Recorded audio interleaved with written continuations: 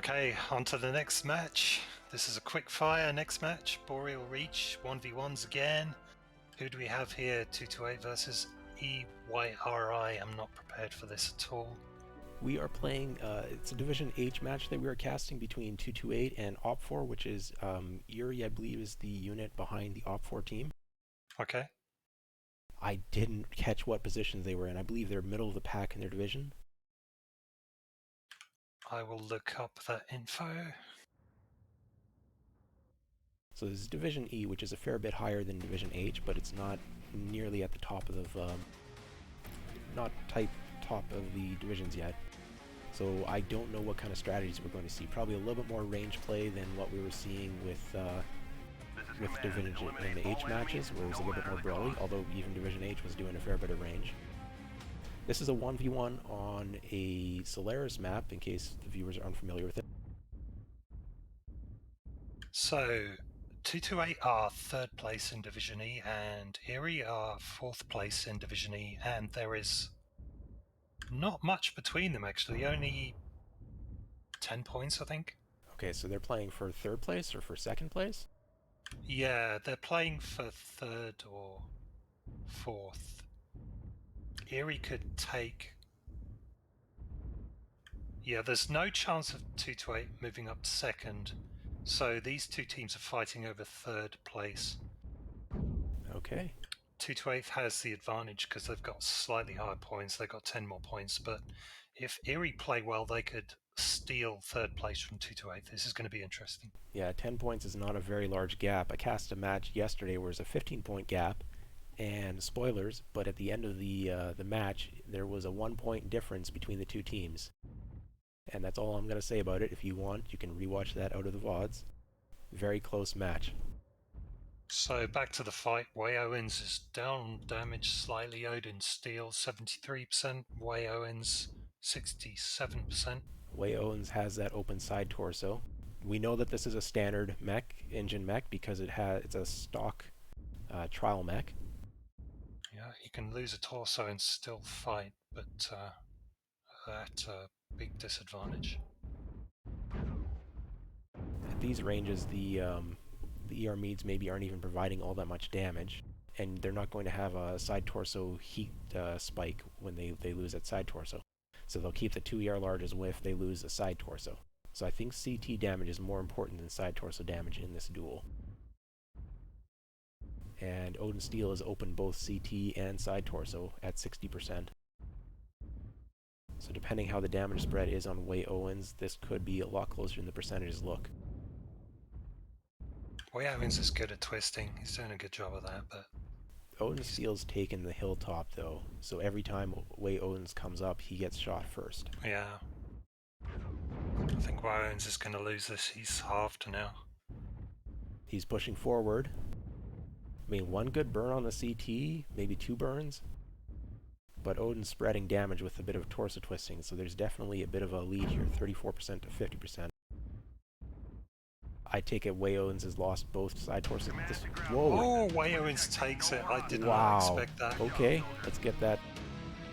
Yeah, the Walking Dead over here with cherry red CT and a open damaged side torso. Not much left on that mech at 27%. Bit of a surprising finish there. Yeah, nicely done. Damage is... Way Owens was down on damage. He took the kill in the end. Wow, that was good. He went right. CT, and with the standard engine and the ER largest being in the CT at that range, I don't know exactly what they're fighting at, but the ER Meads probably are not in optimal, so a bit of a better aim versus more damage. That's basically what it came down to, but that was close. I did not see that coming. No. So Erie, EYRI take the first point. Doesn't mean a great deal, but it could be the deciding factor. We'll find out. Only 10 points between these teams. Actually, 9 points now. Yeah, 9 points, because Erie took the 1v1. So Erie need only do what they're already doing to win third place, and 228 need to be on the defensive, or maybe they just need to attack and dominate. We'll find out. Okay, first map is Frozen City. And the important thing here with that 1v1 is that by winning the 1v1, Optic gets to choose the side of the map that they want to start playing with. So they're going to be Team 1 for the first 3 drops and Team 2 for the last 2 drops. And that they get to choose that because of the winning the 1v1. It's a point, but it's also being allowed to choose your team side. Yes, that can be actually quite remarkably important if you've prepared a strat for your favourite side. Then winning the 1v1 is important.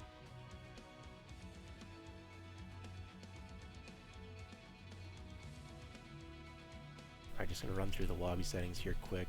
I did turn off the mech enhancements, so that should be back to normal. 10 minutes first person only, which I'd forgotten off the previous match, I think. Okay, I think we're good here. So the first drop is 250 tons as we see the teams come in here. It's going to be Domination on Frozen City with a 10-minute match timer. Although on the first drops, I don't think it's going to go to time.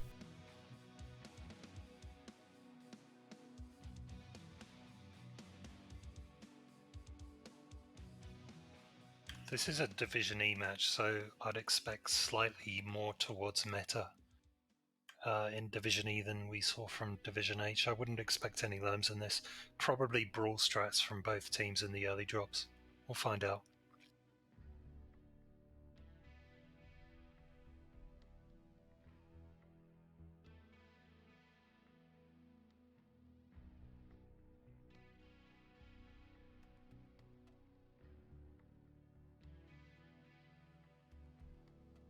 So way back in the day when I was first getting into MWO comp, Morticia and I actually played on a comp team together for a couple of months. Maybe it was over a year.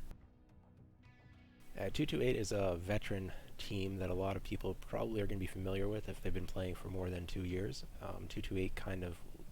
At one point they had 3, 4, even 5 comp teams simultaneously playing in the various competitive leagues. I believe they had a 3rd place finish at one of the Worlds, maybe even 2 of the Worlds, 5 years ago. They were one of the top teams in Europe. They're their European division team. But they kind of left the game for a bit there, so we haven't seen a whole lot of 228 the past year, maybe year and a half, I'd say. On the other side, Erie, I believe, is mainly a faction play team, but they've been getting into competitive play for the past year or so, if I remember correctly, lower division stuff. So there's some veteran familiar names here off of 228. Tofurky and Iron Kilo are the 2 that stand out to me, but they haven't been very active in a while, so they might be a little bit rusty, we'll see. I'm not very familiar with the pilot names, but I definitely know 228. They've been around for a long time. They have a long, storied history in MWO and comp. Erie, I think, is newer, as you said. But they seem to be doing well, so let's find out. Yeah, Team 1 is locked, so we're just waiting for Team 2 to lock. Both of them are at the 250 ton maximum tonnage for the drop.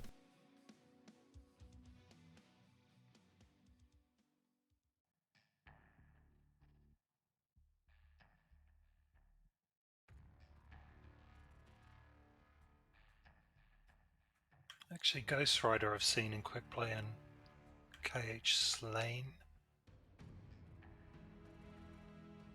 So OP-4's got a pair of Black Widow Company players in with their Erie players, so I guess it's a mixed unit team. Just waiting for the lock from Team 2 here. They're readied up, but I haven't seen a lock yet. There it is. And we're starting this match about a half hour late, so I'm just going to try to keep it going fast. I'm not sure what everybody's bedtime is. Just going to take a quick look at the Twitch stream. We've got 30 viewers. Thank you all for coming out and watching. Some good comments. I don't have time to read through them, but what div dis? This is div E. Hang on. Yeah, div E. Yeah, the previous match, which I think the commentator might be referring to there was Division H.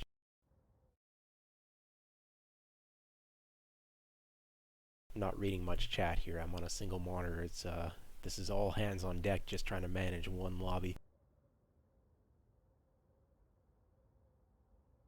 And there's a 5-minute delay, so it'll be 5 minutes before anyone gets a response. Just waiting for the teams to load in here.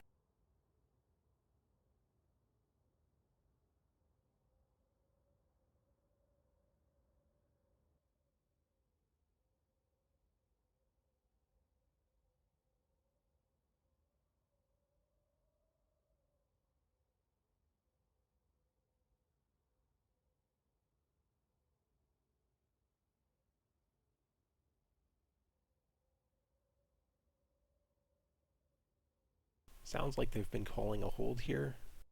I can't see the chat history, but it looks to me that they're making jokes in regards to a hold.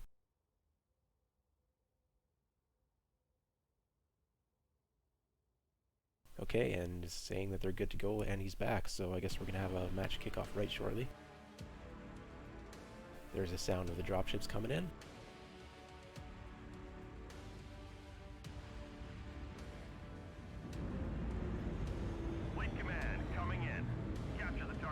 Okay, looking at Erie here, they have a linebacker, pair of misslings, a Viper, and an Executioner.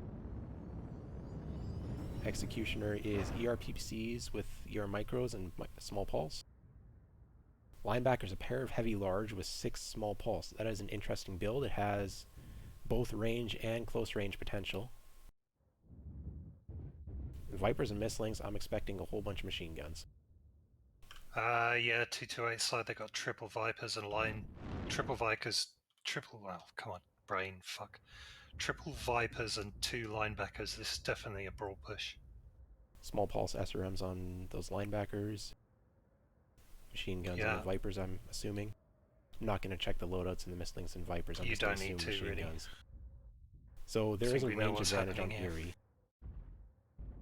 But there's a lot of speed coming from 228. We have a strike coming on the Executioner. Could be making a mistake here. The linebackers are in front of the Vipers. It should be the other way around. The Vipers are backing off. I'm not sure what they're doing. Please don't do that. They're not pushing with the linebackers. They're just holding the circle with them.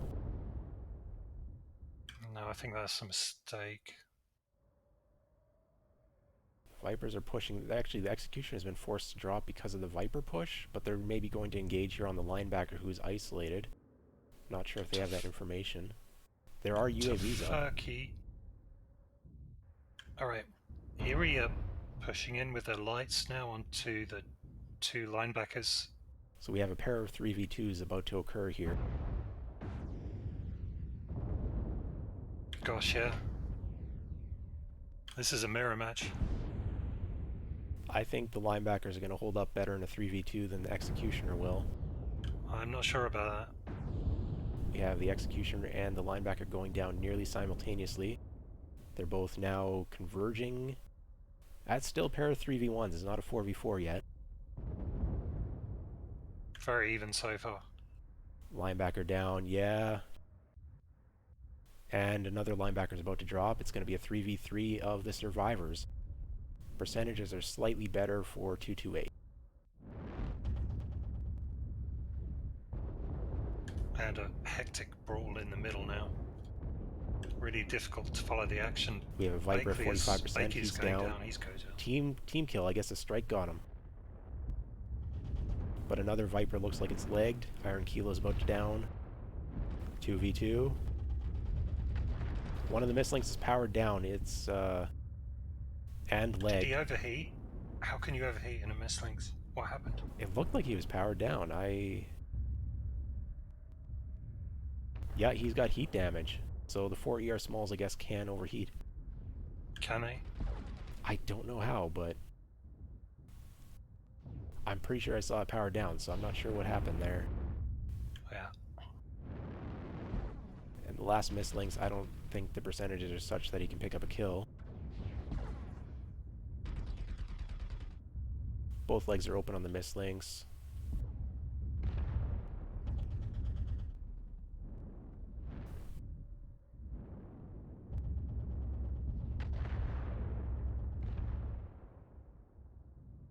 One of the Vipers got legged there at the end, and the second leg was open, but the drop does go the way of 228. That is going to be 10 points to 5, I believe. You are right. So in total, Erie has 6 points and 228 has 10.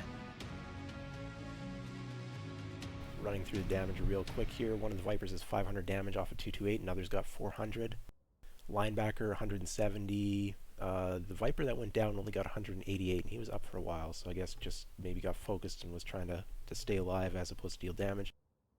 Again, looking at the damage here off of the OP-4, the Executioner linebacker just got over 100 damage as they were in that 3v2. So it's the mechs that were initiating the 3v2s that had the top damage over the mechs that were initiated on, as nobody is surprised by that, I'm sure. Wei Owen's got 3 kills, the 388 damage. I mean, he did really well, and then he shut down. So I'm curious to see what happened. It's very rare for a mislinks to shut down for overheat, right? Yeah, I've played the I mean, mislinks. override's on, and you take one cool shot, and you don't have to worry. I've played different builds with it, and I've even taken the cool shot off because there's no chance I was ever going to overheat. Yeah, yeah. And I don't think I saw a side torso loss, so I'm not sure. I don't know. No, he was okay at that point. I think they were going for legs. Yeah, He shut down, and they took his legs out, right? So even with the jump jet heat plus the 4 ER smalls, I'm not sure where the overheating occurred. Maybe there was heat bug, but neither team reported it. Or maybe just fat fingered the power down key, or I was mistaken. Maybe it was not power down and just stopped moving with leg destruction. But I thought I saw the arm slump down in the classic overheated pose. On to the next map. Next map is the new one, whose name I can't remember, Emerald Vale. Yes, next map is Emerald Vale, Domination 300 tons.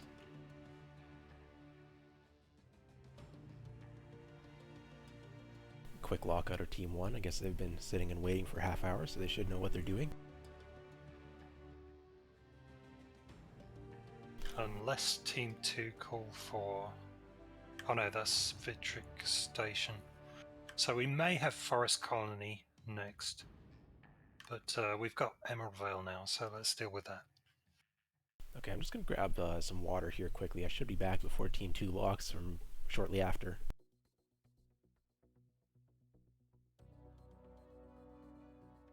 Okie dokie, Emerald Vale, Domination 300 tons. There is scope to push mechs up on the high ground, but I wouldn't expect it. From the last drop in Division E, they're much more close to meta than the previous match we cast. So I'm expecting a full-out brawl. What can you do with 300 tons? You could take a couple of 100-tonners and 3 megalights. There's some options here. Okay, just I really wouldn't expect that. I'd expect an even spread in tonnage. So probably 5 mediums. Let's see. Definitely brawl. Machine guns, small lasers, small pulse, whatever. Maybe SRMs. Maybe even streaks. They can work on this map. Lots of UAVs, no strikes. You know, I did see streaks in the Division H match that I cast last night. And in the first drop, they did quite well. Got the smaller, lighter mechs, they do quite well in those drops, but once you get to heavier mechs, the streaks don't work as well anymore. Okay, we have a lockdown of Team 2. And I'm launching it.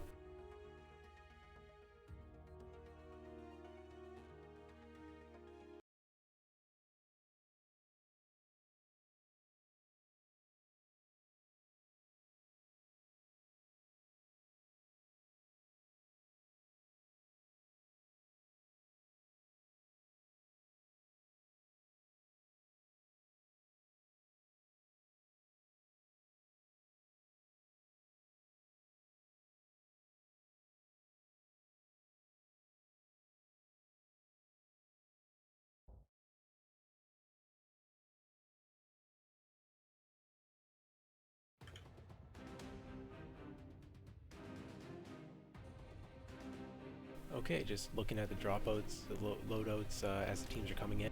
We've got 5 Hellfires off of 228 versus 4 linebackers and a Viper from Raptors.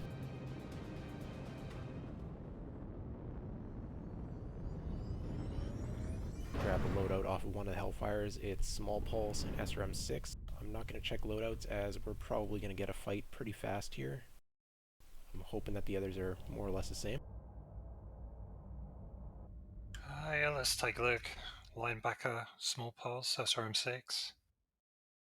I'm seeing some ear large off of Raptor Erie's, one of their linebackers. Another linebacker, ER large, laser, small pulse, okay. Ghost Rider is SRM-6, linebacker, small pulse. What else do we have? Bakey, definitely Brawl, machine guns. And finally, KH Slane, small pulse. And ER large, interesting builds. They're kind of hedging their bets a little bit. I just checked all the Hellfires here. They're all small pulse and ER small, or small pulse, and SRM-6, sorry. Some of them have Artemis, some of them don't. Some of them are small pulse, some are ER small. But it's a mix of lasers, close range lasers, and SRMs. So we've got more build variety on Raptor Erie's side. Yes, Erie are hedging their bets a little bit. I mean, they're still pretty good for Brawl, but not as focused as 228 with their 5-man Hellfire drop deck. They've got at least 2 linebackers at the ER large, but they're not really positioning them to take advantage of their range as well as I would. No, they should be in Overwatch position, really. I mean, they could take those 2 out of the circle, go up high, but then they might get pushed in a 5v3, and 4 ER large might not be enough to dissuade that. You don't ever brawl with ER large, and the linebackers are up front. That's bad positioning.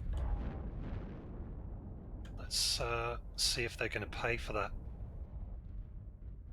Because 228 are now balling up, getting ready for the push.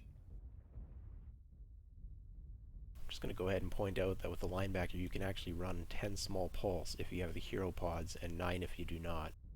So just having 6 on it with the 2 ER large, if you get into Brawl where you're not firing those ER large, you are going to be down on firepower off of what you potentially could be bringing. Yeah, so you significantly. You have to leverage that ER large for this build to be worth it. It's a bit of an oddball bracket build. It could work if they were positioned in the right manner, but they're a little bit close up here where they're not really going to be able to take advantage of that range if 228 pushes. The longer 228 takes to push, the more chip damage they might take from those ER large. Yeah. So far, nobody's beneath 98%, so those ER large have not paid off yet. 228 have built for this strat, right? They need to push in and be super aggressive. And here they come.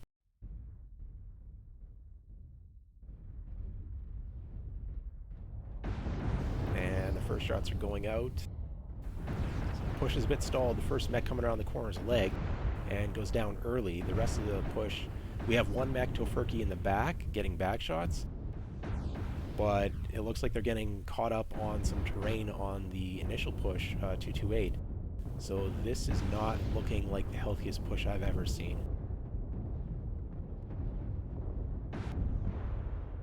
Plenty of back shots from Tofurky, but nobody's gone down from it. There is a leg linebacker on Raptor Erie's side, but they're now engaging, and Tofurky goes down fast. Remaining mechs from 228 look fairly beat up. That was not what I was expecting out of that push. It didn't. No. That first mech coming around just got legged, and then held the choke point was in the way for the rest of the team to be able to push in. So he pushed around and then he stood still for some reason. And the focus fire from 228.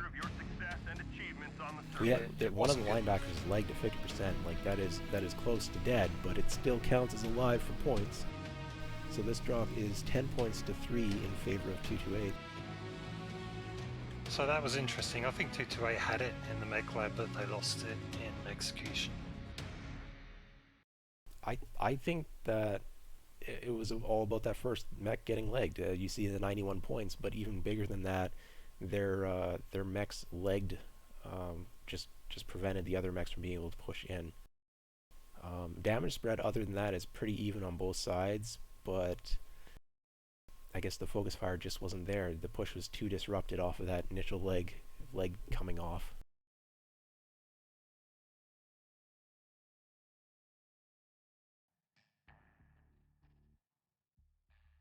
So let me see. Erie have come off that drop. They now have 16 points, and 228 now have 13.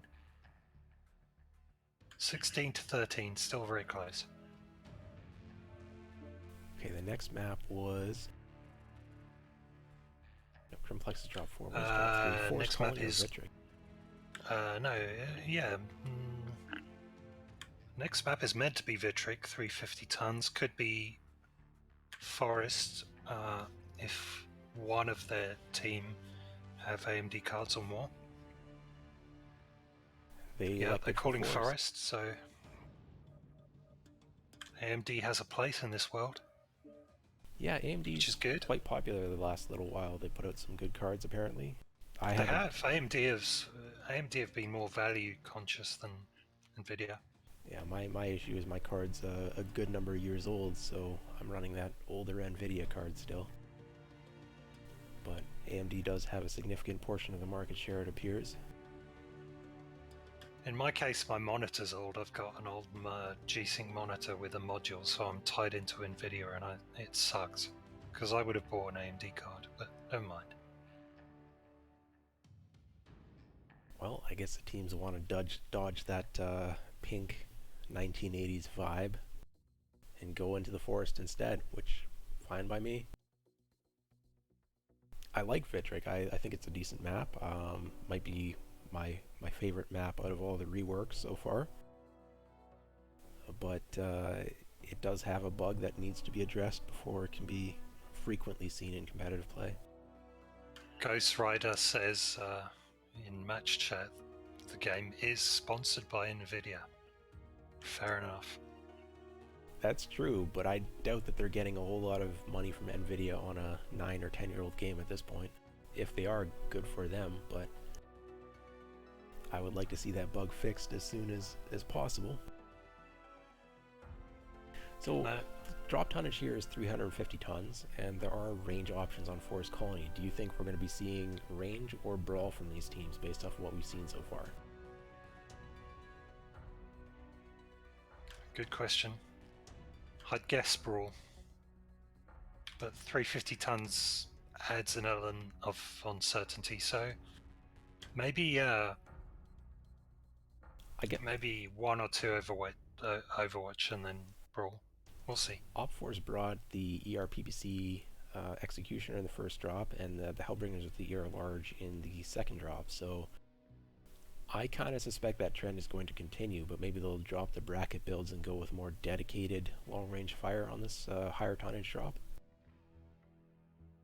Be interesting to see whether 228 just keeps brawling, seeing as it seems to be working, or if they change it up.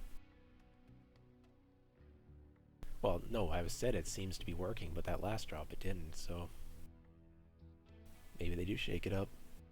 I still think that the biggest issue that last drop was the leg mech, as opposed to any flaw with mech lab, or the timing of the push even seemed okay. Okay, we have a lock.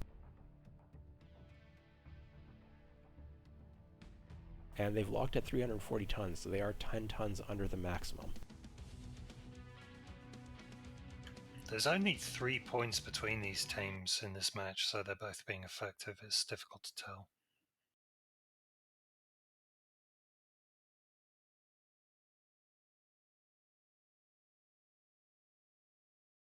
Yeah, even the drops that have been lost, there have been points picked up in. We're not seeing any 5-0s yet so far.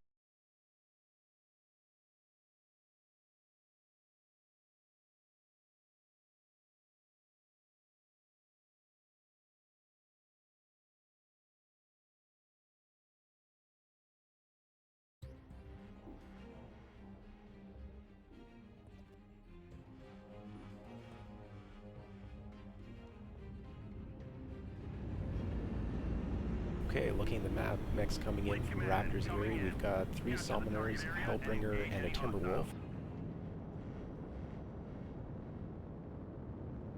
Hellbringer is Heavy Large ER Mead.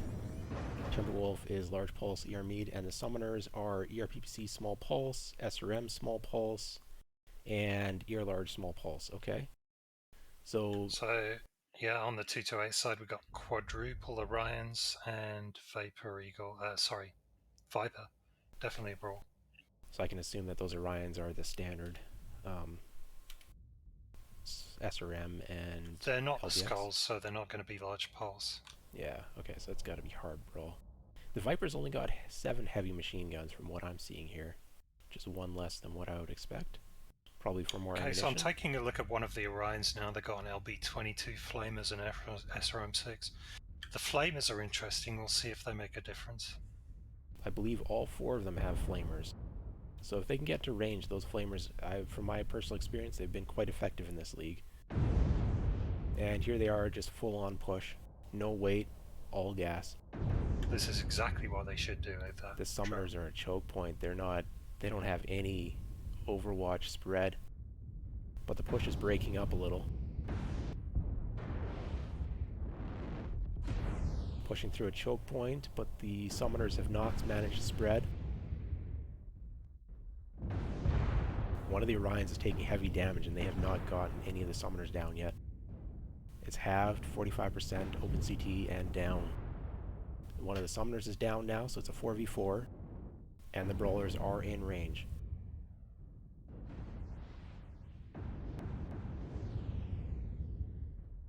I'm seeing the Flamers flying out, and they're not going legs on the Orions, they're going CT on them. So 228, they're going to be able to get all their Orions to keep this push going forward. Another one goes down though. 2 Orions and a Viper up against a Summoner. Nope, Summoner's gone. It's just a Timberwolf. That's the last mech left, and all of these Orions look pretty healthy. The Flamers are on him. He's not going to be doing much shooting. No. This is over. 60% on the Odin Steel, but he stays alive. Yeah, he's not even open anywhere, just some overheating damage it looks like.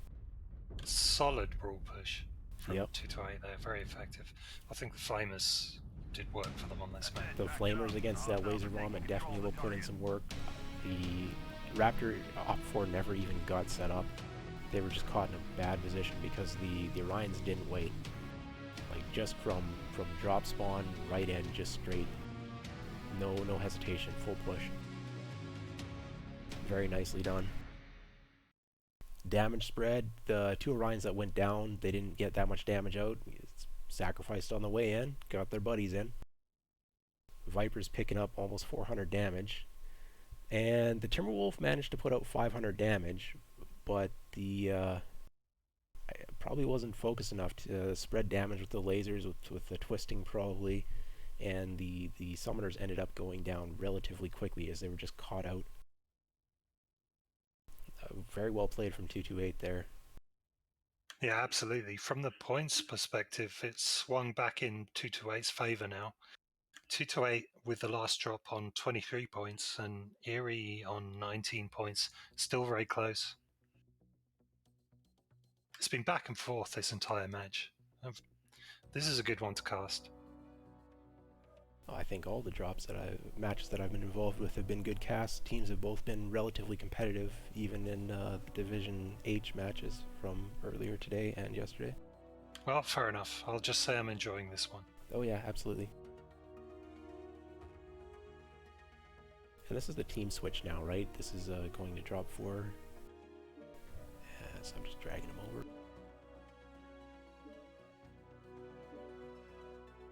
I hope I'm counting correctly. So that'd be assault on Grim Plexus.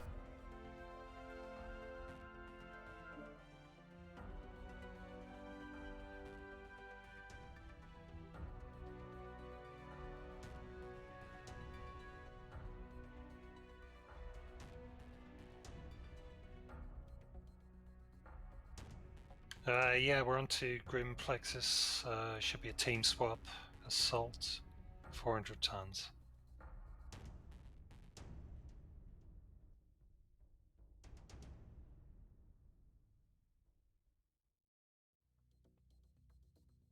Now, Grim Plexus, I'd expect to see more range here. It's a big open map. If you get up high, you can see the push coming for quite some distance. It is brawlable, but I would expect to see range.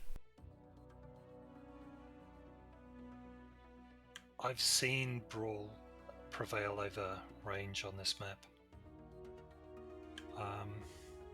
Yeah, I really couldn't call it. I've seen both work and both fail. With the 400-ton limit, you could run 5 gargoyles. That's a lot of armor and speed. Yeah. It'd be hard to take down before it closes. You can do a very, very effective brawl push on this map. But you can also do very well, if you've got early scouting, you can do very well with a receive deck. Okay, Team 1 is locked at 400 tons. Team 2 is flirting with 375. Not sure if they're going to swap a mech yet. It looks like they're going for the 400 as well, so we're seeing maximum tonnage.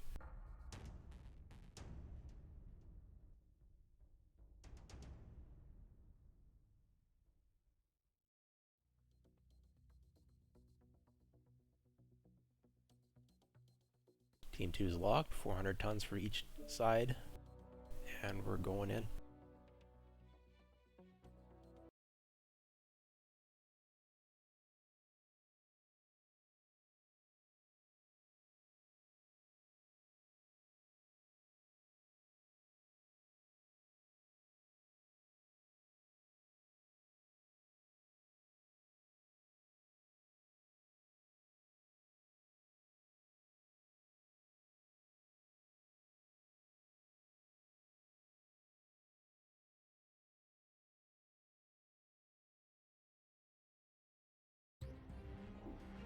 Now, we need to note that this is now assault instead of domination, so teams are not forced to push up anymore.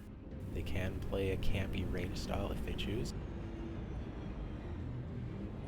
But that is not what their drop decks are telling me. I'm seeing brawl.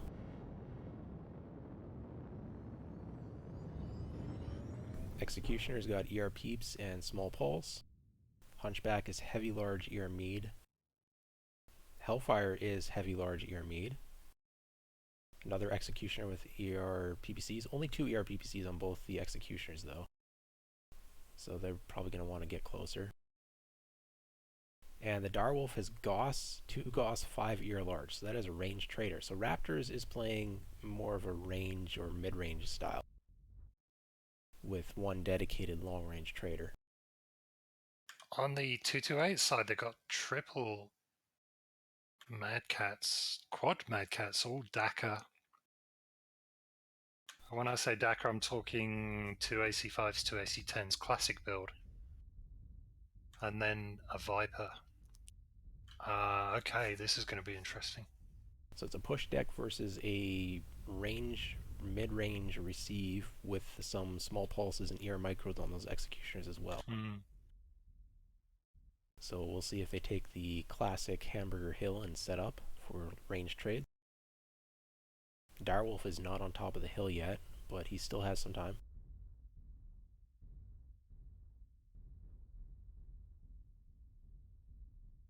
Mad Cats are good at range, kind of medium to long, but they need intel, so Tafaki really needs to do his job, getting some intel. It looks like he's trying to. Direwolf is still headed for the hill, not up yet, and the Mad Cats are starting to come around on the left side. This is the correct path to push, I do believe, for this type of deck, but there's still 500 or 600 meters in the open that they're going to have to cover through the lake. Did you say Erie were brawl? Sorry, I have the teams mixed up because the teams switch sides. No, it's Erie's got the receive versus 228 on the push deck. My mistake there.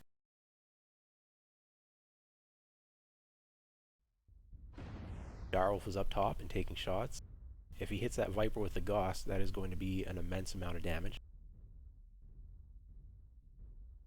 My understanding is that the 5-ear large direwolf runs a fair bit hotter than the 4-ear large direwolf, so I'm not sure if that's going to be a factor here or not.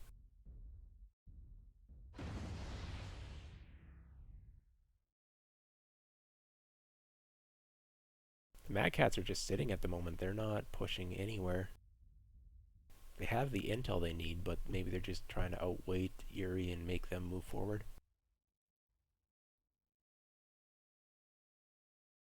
Looks like the Mad Cats are actually heading back. I don't think they've been Yeah, spotted yet. the Mad Cats are actually doing the right thing. They can't push across there, there's no way. If they circle around to the left and come across,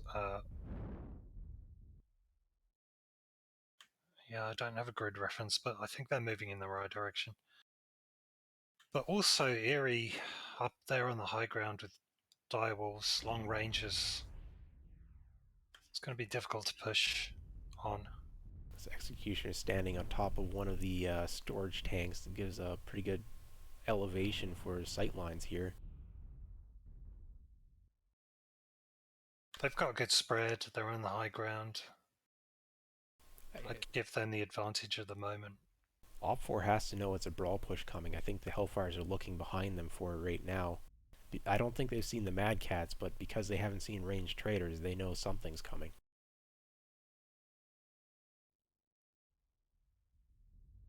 Yeah, it's Eerie are looking all over the place. They're not sure where the attack's coming Here they from. see it. Yeah, Direwolf is now shooting its Testacop's seen lasers. it.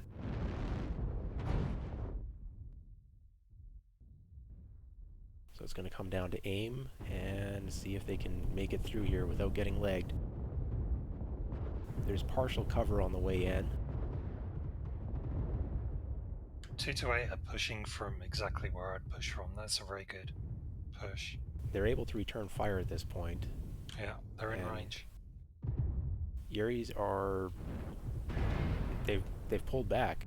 They're not quite at the ridge line anymore. Oh, those Mad Cats have made it in. At this kind of range, the Mad Cats have the DPS advantage. Direwolf is open CT. Odin Steel and his Mad Cat is also open CT. He needs to wait for the rest of the team to catch up. Viper's just getting in now, though. That Direwolf is going to go down right shortly, although it's a race. Iron Kilo or the Direwolf. Direwolf is down first, but Iron Kilo is open CT. Odin Steel is also open CT. Iron Kilo was halved and killed. So it's a 4v3, but Odin Steel's open CT. Executioner's about to go down. I think 228 has this. Looks like they've got the advantage in both mech kills and perhaps percentages as well. I think at this range, I've got DPS advantage, and that's going to win it. Yeah, they just managed to get in without taking too much damage, so that was indeed the correct direction to be pushing. Yeah. They got the intel, they knew the limitations of their builds, and they pushed in the correct direction. But still very close, look at this. Hellfire picked up a kill from the back on one of the mechs, and maybe they can do another. It's a bit of a hard There's task not going to here. be much in terms of points for this drop. It's all going to be down to the last drop. Yeah, both teams are getting a fair amount of points here, even with a probable loss for OP-4. Fueawin can pick off Kagari. CT's open on the Mad Cat, but the Hellfire's so lagged so and probably close. cooking. Yep, goes down to the Viper's fire. Where the Mad Cat actually gets the double tap finish there, I suppose. But that Viper was just on that Hellfire the entire time. So it's another 10 points to 5 points, I believe. Yep. Looking at the damage spread, pretty even for everybody, actually. No real standouts. A couple of the Mad Cats have 800, 700, as you'd kind of expect. The Vipers actually got 560. Tofurky coming up big. Damage spread from OP-4 is pretty even. The Hellfire, the last one to go down, has the highest damage at 620. But ultimately, the DPS for heat efficiency is just better on the Mad Cats once that range is closed.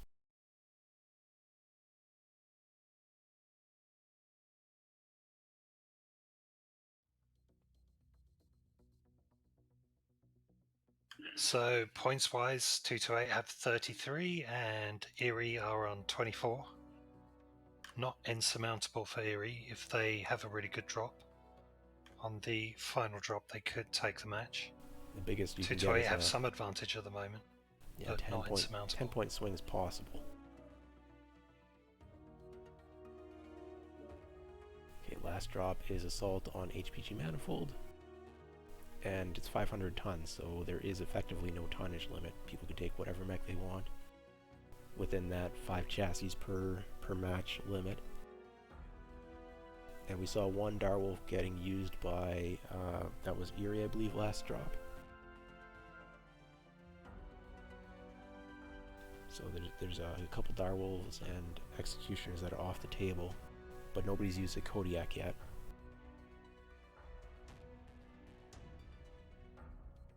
No, I don't think I've seen any Kodiaks.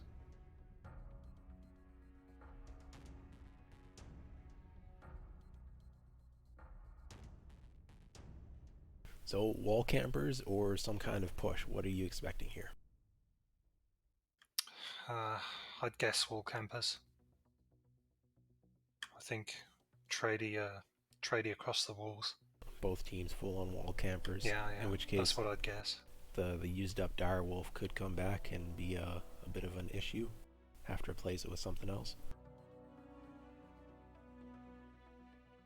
I mean, Direwolves are good on this. They're not very good at ducking in and out of cover. Executioners are good on this map. Yeah, so we'll see what they lock in their tonnage at. Yeah. You could run a quad Gauss Kodiak, I suppose, but most of the Kodiak builds tend to be a little bit more mid-rangey.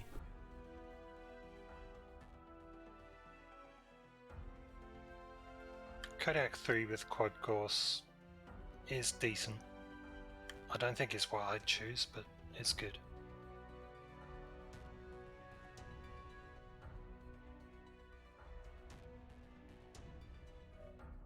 I know personally for this match I played a Direwolf with Gauss ER large for this drop down in my Division H team, Swords and Sabres. But at the higher divisions I think it's going to be even more tradey, so I'm expecting Direwolves, yeah.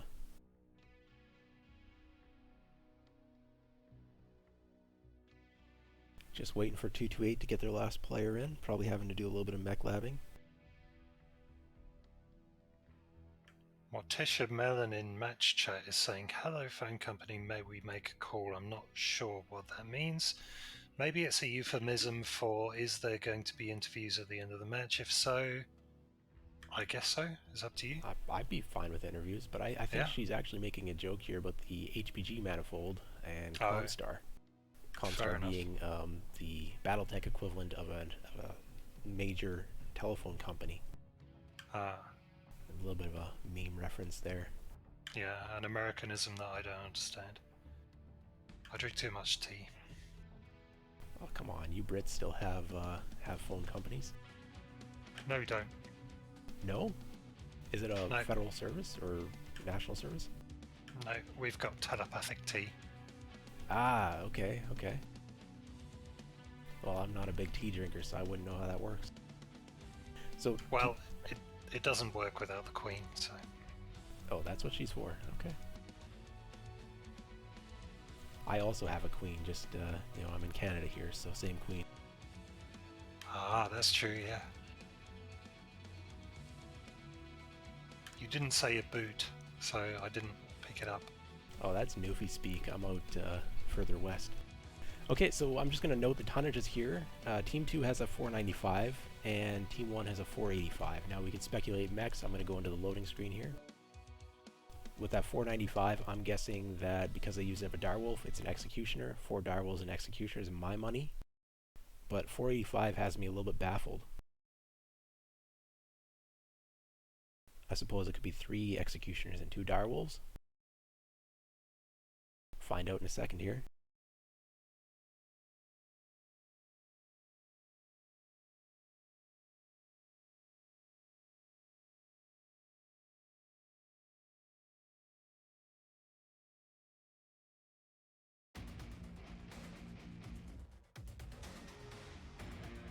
Looking at the teams, it is Kodiaks, direwolves, and executioners off of Raptor Eries, and executioners and direwolves off of 228.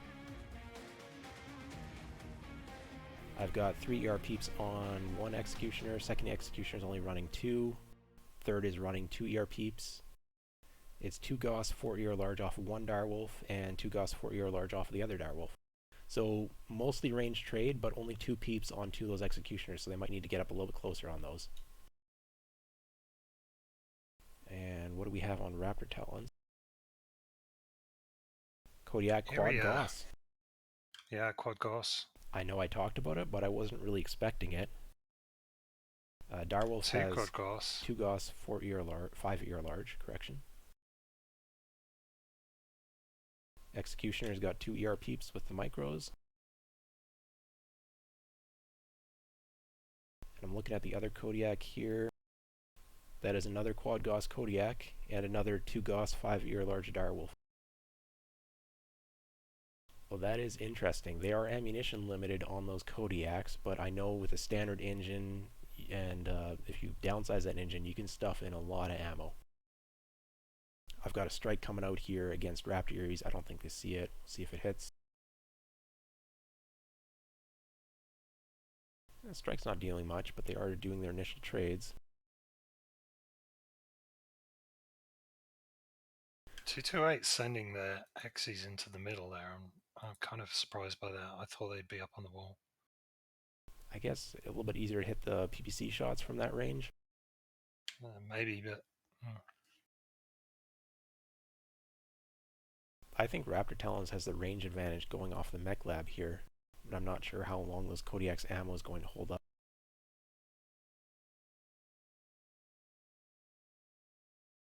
And 228's position both their direwolves in the same trading location. They're going to need to spread them out if they want to win their trade. Looks like the triple X's from 228 are making full use of their mask. They're a little bit in the open, taking some damage though. Yeah, they are. Kagaru's down to 86% now. 228's direwolves also have fewer ER large lasers, so they're not just trading at a numbers disadvantage, but also at a loadout disadvantage for this style of combat.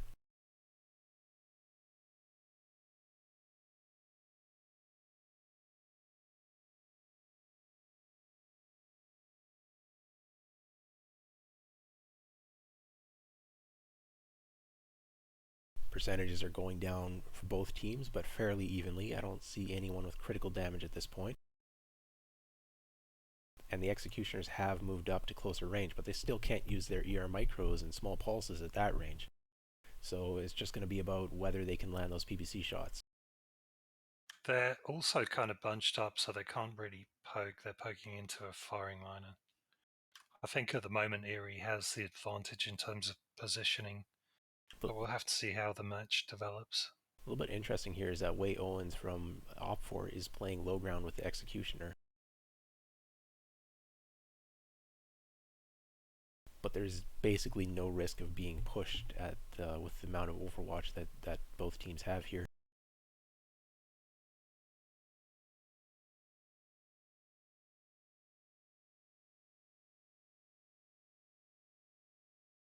Direwolf at 60, 58%, he's getting shot from 2 different angles. That's Zelik in the Direwolf. He's still... Oh, right torso's open. That is most of his guns in that torso. If he loses that, he will be down to single ER large. He's caught out in the open. He's dropping, and he's dropped in the front. His trade buddy with the Kodiak backed out as well, open CT. So they were losing their trades pretty hard there in what was probably mostly a 2v2 with a little bit of crossfire from the PPCs off the Execution.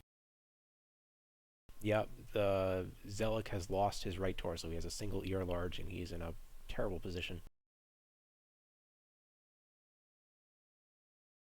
So I said that 228 had the weaker trade builds, but they are winning their trades so far. Neither of their direwolves, they're both 60%, but neither of them are open anywhere critical, just a leg and the shield arm. But the executioners are rather beat up here. Taking a look at the damage, Morticia's open CT. The other executioners are relatively healthy. A little bit of heat damage on Tofurky, and he's got an open side torso. Wei Owens had close to range, so he is going to be using those ER micros, but he's going to be 3v1. I'm not sure if he wants this fight.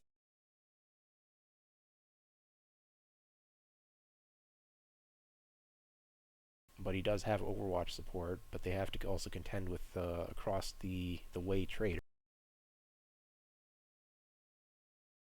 Kodiak's got an open side torso.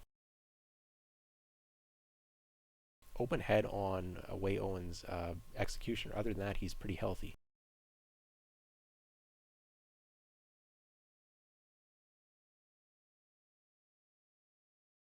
Very close at the moment. I think 228 has a slight advantage in firepower because Zelik is down to a single ER large. Yeah, Tofurky's hiding in the corner. I'm starting to wonder if he was DC'd, but I think he's just shielding. He's pretty heavily wounded and a little bit pinned. And Morticia's open CT, so this could turn pretty fast. There we go. Tofurky's lost his side torso. He's down to single peep and some small pulses. I believe it'll be 6 small pulse. Maybe it's just 4. Got a bit of a spectator bug here. Or maybe he still has that side torso. I'm not entirely sure. There it goes. Now that side torso's off. And he's just pushing. The other executioners are a ways behind. Not sure if that was communicated, that push, entirely in a timely fashion. 228's Xyz are making a full push now. Going for Wei Owens. Morticia's the first down with a CT kill there from Wei Owens.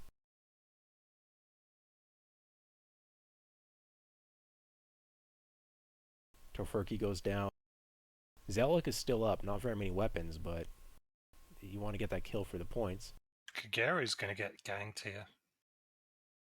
Everyone's dropping from Raptor Erie, so the wall traders are no longer going to be able to do very much, other than Odin Steel, who's moved up. This is going in Raptor or OP-4's favor, but they're heavily wounded, so it could turn. Odin Steel has full gun still, very damaged, 37%. But that is a big alpha. A couple hits from that, he could take a couple kills. Iron Kilo is holding position on the far side, so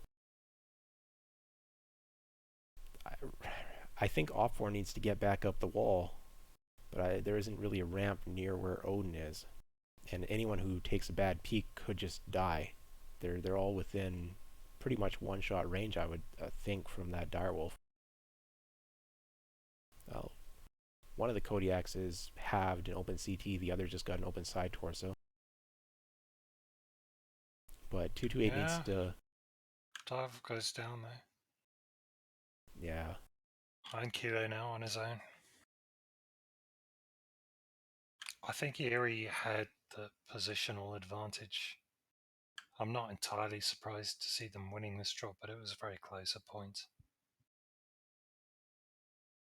The percentages are such that there could be some kills picked up to bring the score back closer. Yeah. A lot of very wounded mechs, but I think the wounded ones, the most wounded mechs, are going to hide from here on out. But I wouldn't want to be 1v1 trading versus that direwolf. Some good aim, and it wouldn't really matter all that much if you have a percentage lead. I think the direwolf is peeking on the wrong side as well. Yeah, he's been halved. He's trying to protect his weapon side, I think, but he's lost his heat sinks from that, and he's open CT. So I'm not sure if that worked out for him. Iron Kilo is a very experienced veteran player who has probably better aim than I do. And Raptors are very hesitant on peeking him.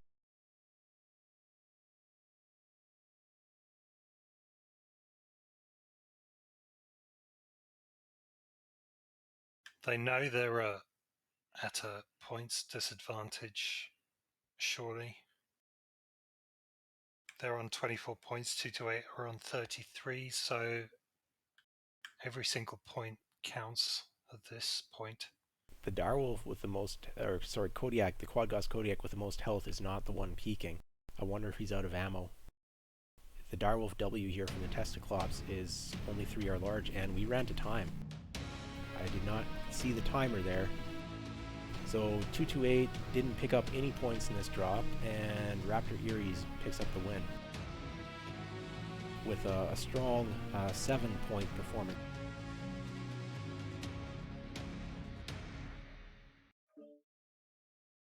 Not terribly surprised it went to time. When you try to trade in a 10-minute match, it just takes a while to burn through that much armor. Running through the damage totals here, Odin Steel picks up 1,000 damage before going down. Iron Kilo with 700.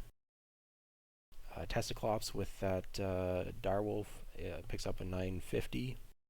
Damage spread from the others a little bit lower off of most of the Executioners, but still quite respectable damage coming out. A lot of armor on this drop, so you see those mechs hitting 1,000 damage fairly frequently. But in the end, even though seemingly every single mech on OP-4 was critically wounded, they do not suffer any casualties.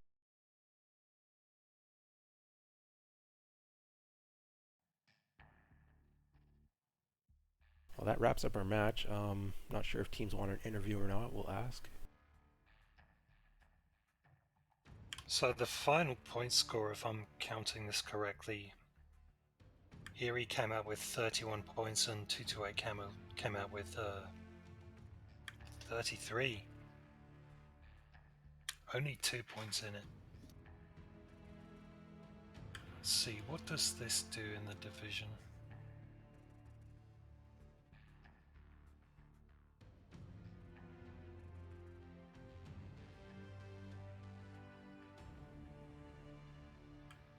I don't think there's enough for a change.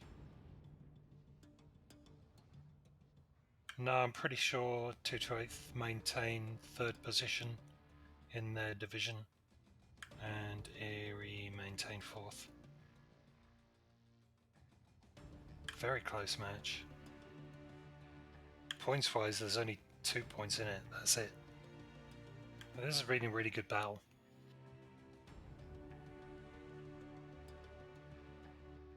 Okay, 228 is sending Odin Steel for interview. I'm not sure if OP-4 is going to send someone or not. Completely up to them.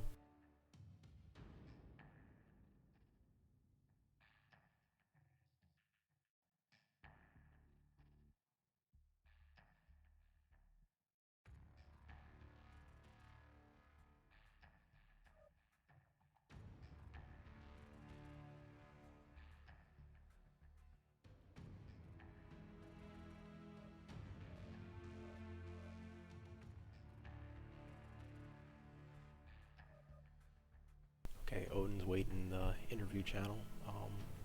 OP-4 hasn't indicated either way. I don't think they're going to be coming. They don't have anyone left in the lobby. Okay, I'll drag Odin down. Hi, Odin.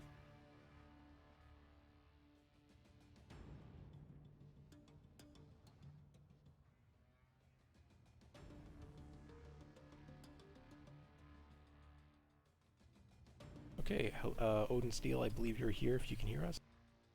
Yep, I can hear you guys.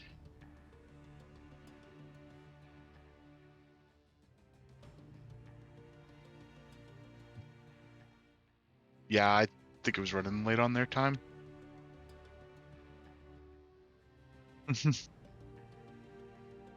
Way Owens is still in lobby. Maybe you could poke him.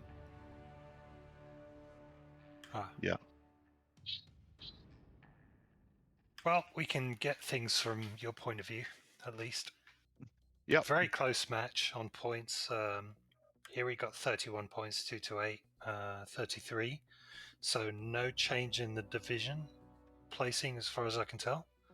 But super close. Very well for both teams. Yeah, definitely. So I guess we'll start with the first drop, 250 turns, Frozen City Domination. What happened? I wasn't actually in that one, so we brought the linebackers and the Vipers, and our plan was to kill their bigs before they killed ours, and then clean up what was left. Yeah, what I recall from that is that Erie brought some range on that, and Yeah, they brought a ranged executioner, which our Vipers just had to go get and remove from being able to overwatch things. yeah, the whole drop went down to a pair of 3v2s, with the lighter mechs beating up on the linebackers and executioners. yeah. So a bit of a interesting brawl there with the two separate fights going on. Yep. Yeah, Erie seemed to have a semi-receive deck, but you had a full brawl push. Full push. Yeah, once you got into range, you had the DPS advantage, and you won that drop. So I'm just going to ask about the second drop, where you 228 tried to The push 5 Hellfires. Yeah. What I've seen on stream from what I quickly watched, it looked a little bit broken push, but that was about it. in. Okay, you weren't in that one as I well. think they just I wasn't in the first two. Okay. I'm just wondering what caused the push to stall out, if you were in the comms channel. I couldn't tell you for sure. Okay, yeah, it was interesting. I thought that, I got a little bit of lack of scouting, so I mean, something maybe for next time if we wind up in a similar situation is just maybe looking at something that can get better scouting on that map. Yeah, I expected that the Hellfires with what I would consider the better builds from the Mech Lab would have been able to pull off a brawl win there, but yeah, I think it was just a little bit of lack of scouting. Yeah, okay. I think there was a little uncertainty and a little lack of scouting, and that was about it for that one. Okay, and you elected to play Forest Colony this week instead of Vitric Forge. I take it because players have bug issues? Little bit, and we never did talk to Erie to see if they wanted Vitric, so we were kind of toying around with Forest as it was, so. Okay, so just kind of by default you ended up playing Forest, not a map preference? Yeah, not overly. In that one there, it was a hard brawl push from the Orions, just getting in with those Flamers. Yeah, with the Flamers and all that DPS once they get in close, and the Summoners just not being able to keep up at that point. Yeah, those Flamers, I've been on a little bit on like receiving end of some Flamer stuff, and they do seem to make a difference in the brawls. I'm a little bit surprised I haven't seen more use from them, but at the same time I haven't been taking them either. Yeah, those Orions, like, they just fit on there so easily to have those Flamers, and you get up against something like those Summoners that run pretty warm as it is. They definitely slow down the DPS of the Summoner. And then on just moving on to the next map, if you have any, if you want to hold for longer commentary, just let me know. But yeah, not a problem. I don't think there was much to comment on Forest. I mean, 4 Orion No, smash. it was a brawl push. We pushed W and clicked on targets. Yeah. Rock through a glass window. I mean, it's not complicated. Pretty much. Grim Plexus is a little bit different. You were looking to set up with the Madcap push on the left side. Scouting sounded it sounded like they were on gas station side. So that's why we started going that way, and that's why the pathing was what it was. And then we got scouting info that no, they're on Hamburger Hill, so we had to turn around and run back across the map, and then it was just once we were in range, it was push W and click on them until they're dead. Yeah, you managed to get through the push portion of that without taking too much damage. There were some open CTs on the initial lead Madcap, but he just held back for the armor to rotate past him. Yeah, my team was yelling at me to slow down. Yeah, I was looking there. I'm like, open CT 60%, the others 90%, and just put the brakes on a little bit once you're in that cover. Yeah, that's once I got up to that hill, I just kind of pumped the brakes. They kind of took a reserve position on the hill. I don't know if it was due to scouting or in the video. I don't know if you had a chance to rewatch it, but I don't think they knew where your Mad Cats were. I don't think they had seen them, so they I don't think they ever had looking behind themselves. They knew something was coming from their movement. Yeah, but they didn't know what or from where. I don't think. Yeah, and Toph was the Viper was kind of jumping up and down on tabletop trying to get attention, so. Yeah, seemed to pull a couple eyeballs his way. Yeah. Yeah, because when we started making that push, he had actually called that at least one of the executioners was looking his way. And then, yeah, it was basically just, again, rock through a glass window. Yeah, buys you that extra 100, 200 meters before they're able to shoot at you if they aren't initially looking. Yeah. HPG Manifold turned into a big trade war, and Yeah. a lot of critical mechs at the end there. I lost track of the timer, and then all of a sudden the match was over. I did too, actually, and ultimately Kilo DCing on us about halfway through. Definitely, like, just as I was starting to push around the right-hand side, Iron actually DC'd. Okay, so the second direwolf, the second direwolf DC'd. So when I was pushing right, I thought I had him with me at first, and then I didn't. And at that point, I'd already called for the executioners to go in. So we were kind of just, that's how it goes. I was wondering if it was to try and get angles or why the second direwolf wasn't pushing. So DC explains a lot there. Yeah, I wanted both the dyers with similar lines over top the executioners. That way, if they wanted to try to poke with their fresher mechs on the right-hand side, they were going to have to do it through 2 dyers. Based off of the builds that I saw there, I thought that the range trade advantage was going to go OP-4's way with those quad Kodiaks, which are a bit of an interesting choice, but their direwolves had an extra ear large, and I just figured they would have the range advantage. And 228, the 2 direwolves, yourself, Odin Steel, and then Iron Kilo, you seem to be trading pretty evenly. Yeah, we were doing a lot to just keep on the same target too. So if one of them wanted to peek up and try to out trade us, we just put 2 dire wolves worth of firepower on the first guy that poked. Leveraging your experience advantage with those years of high level comp against them. A little bit.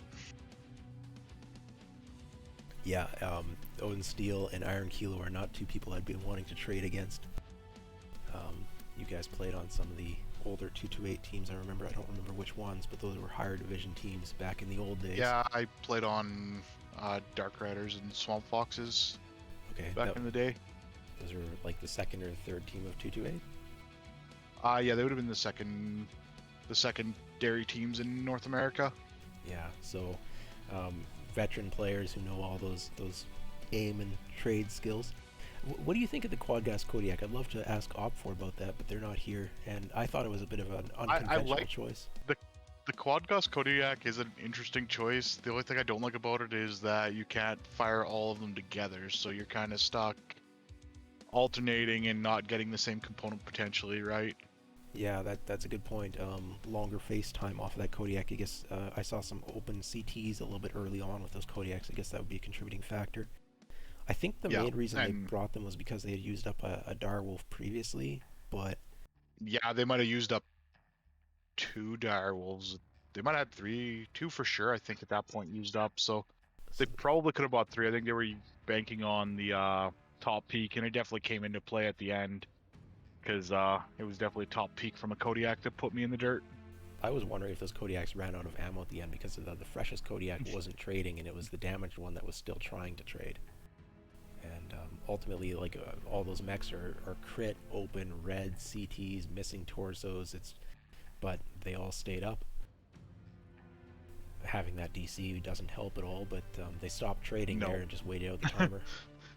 Yeah, and I think that was just for points, because trying to get what they could for points at that point, right? No point throwing a mech away with 30 seconds for like 1 point. I understand you were playing for 2nd and 3rd place today. 3rd and 4th, I believe. 3rd and 4th, okay. So yeah, keeping the 1st and 2nd were already locked up, I believe. Keeping the mech alive is a good choice there. I just completely lost track of the timer. Any questions do you have, Dubious Squirrel, at all? No, not really. Thank you for playing, and it was a good cast and some really close matches. I enjoyed it. Thanks for the cast, guys. Yeah, thanks for waiting that half hour so we could do it. I enjoy casting, and thank you for the opportunity.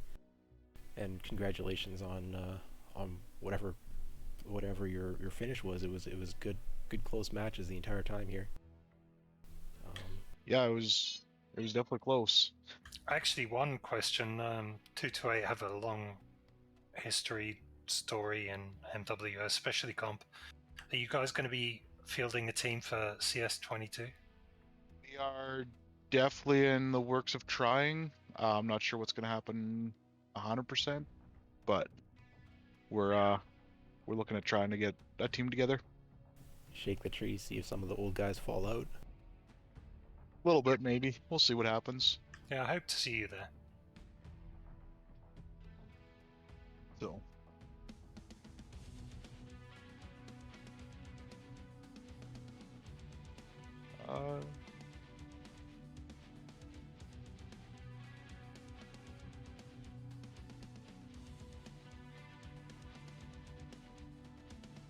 Thanks, and GG's to OP-4, and yeah, talk to you guys later.